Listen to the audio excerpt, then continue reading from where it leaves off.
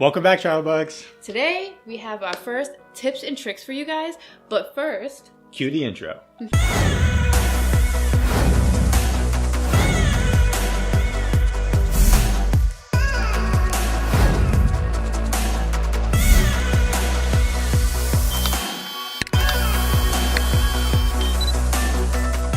So the purpose of this video is to share with you guys things we've learned over the course of the year and a half or 2 years that we've been working on this travel vlog. We've picked up some things along the way that we thought we'd share with you guys because we felt if we had them in the beginning or early on, they would have helped with our progression. So let's get started. Our first tip and trick is how to view still images in better quality in Final Cut Pro. I know when you play back clips, sometimes they seem a little distorted and out of focus. So what you're gonna do is go to View. In Final Cut Pro defaults at better performance. You just want to hit better quality and voila, you're done. But we recommend that you edit in better performance because your system will run a lot faster and a lot smoother. Our next one is how to get your YouTube thumbnail to fit properly when you upload it, because sometimes you get these annoying little black bars on the sides and maybe on the top and the bottom, just like this image right here. That's because your image is not cropped properly. You need your image cropped at 16:9 ratio. We typically use Font Candy. They have an option just for the 16:9 crop. So you crop it, you edit your photo, you upload it, and it should be perfectly fine. Next up, I'm going to show you how to consolidate clips within Final Cut. Now, you might wonder why you might need to do this. It's to declutter your workspace, to make things more manageable and give you an easier time using the program.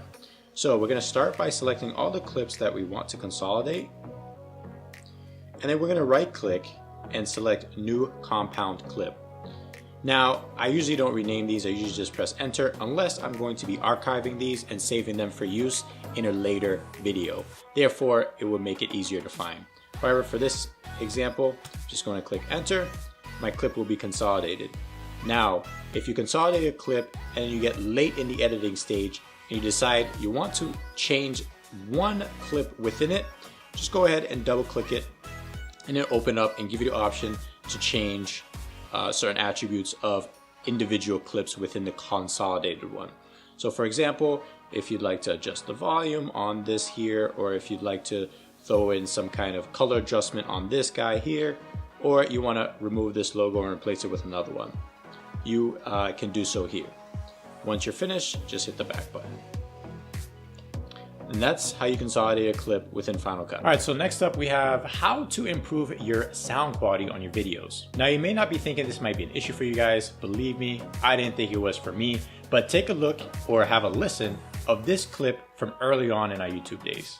What's up, Travel Bugs? It's your boy Ferns, and I'm here to talk to you. You see what a difference that makes? Now I'm telling you, when I first recorded that initial video, I thought it sounded fine. I thought it was okay. But then we started getting comments that talked about the audio quality. And I started watching some other YouTubers and listening to them talk about the importance of good audio. So what I recommend is starting yourself out with a Rode video mic. I placed the link for one in the description below. It's the exact same one we're using now and is relatively inexpensive compared to your other mics out there, and it's one of the more popular brands to use. So this is something that's usually a bit of an afterthought, but it's going to improve the quality of your videos tremendously. Last but not least, you're going to want to record using your face detection. Some might be saying this is a no-brainer, but believe it or not, it wasn't for me. At first, I started using manual focus, and I would set the focus, then sit down and record my video. But of course, what would happen is if I shifted slightly, to left, to the right, or back, I'd be out of focus. And then I started playing with wide focus, using a wide focus,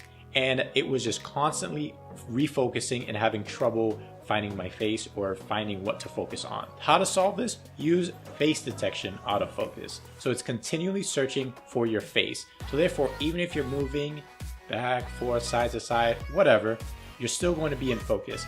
Now, this works better on some cameras than others, but overall, it's going to give you the best final product. One added note to that, shoot with your flip screen facing you if you have the option. This way, you kind of can keep yourself in a line of sight. I don't recommend staring at it the whole time, but you can see if something like comes flying through the background or something like that, or something falls down or something. So it's good to have there. Use the flip screen to your advantage, especially when you're holding your camera on a selfie stick. Then you really can be able to frame yourself when you're on the go. That's it, guys. Those are our tips and tricks. Yes. We hope they help you guys, and we hope you're looking forward to more of them. We're going to be sharing these every week for the foreseeable future, and we hope it's going to add something to your channel. Definitely. Good luck, guys. Thanks for tuning in, guys. Until next time. Ciao.